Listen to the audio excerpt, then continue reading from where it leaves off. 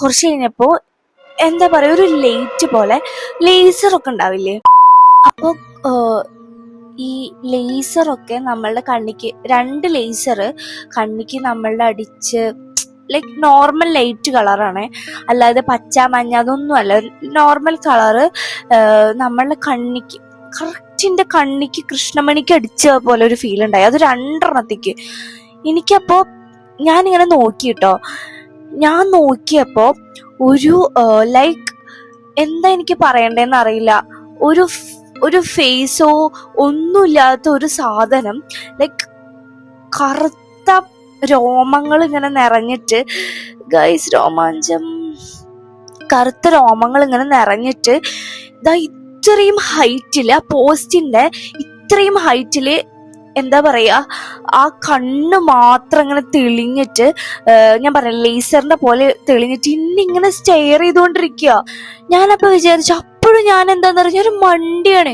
ഞാൻ വിചാരിച്ചു എനിക്ക് തോന്നുന്നതാവും, അത് ശരിക്കും അങ്ങനെ അവിടെ ഇല്ല. ഞാൻ എന്ത് ചെയ്തു, ഞാനും സ്റ്റെയർ ചെയ്തു അതിനെ. ഞാനിങ്ങനെ നോക്കി കുറച്ച് കഴിഞ്ഞപ്പോ എനിക്ക് തലയൊക്കെ കറങ്ങാൻ തുടങ്ങി. ആ സാധനം അവിടുന്ന് പോകുന്നില്ല.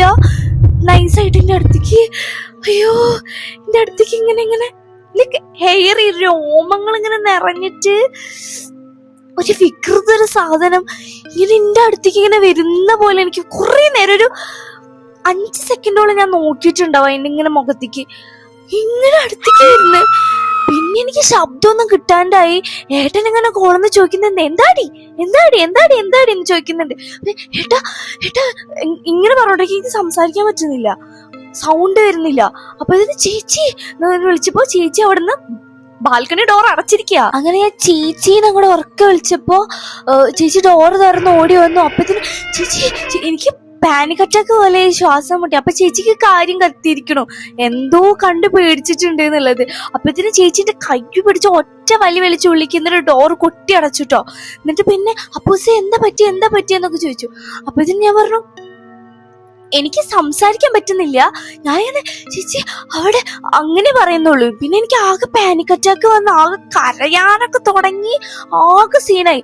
അപ്പൊ ഇതിന് അതുവരെ ഞങ്ങള് അലമ്പിലായിരുന്ന ഏട്ടന് വരെ പേടിയായിട്ട് എന്റെ കാട്ടിക്കൂട്ടൽ കണ്ടിട്ട് ആളടക്കം ചേച്ചിനോടൊക്കെ സംസാരിച്ച് എന്താ പറ്റിയവൾക്ക് എന്നൊക്കെ ചോദിക്കാൻ തുടങ്ങി. അപ്പൊ പറഞ്ഞു ഇങ്ങനെ എന്തോ കണ്ട് പേടിച്ചിട്ടുണ്ട്, അവൾ ഓക്കെ അല്ല എന്നൊക്കെ പറഞ്ഞു. കാരണം എനിക്കൊരു ഭ്രാന്ത് പോലെ ആവേണ്ടതായിരുന്നു. പക്ഷെ എൻ്റെ മൈൻഡ് സ്ട്രോങ് ആയതുകൊണ്ടായിരുന്നു തോന്നുന്നു എനിക്ക് വേറെ കുഴപ്പമൊന്നും പറ്റില്ല കേട്ടോ.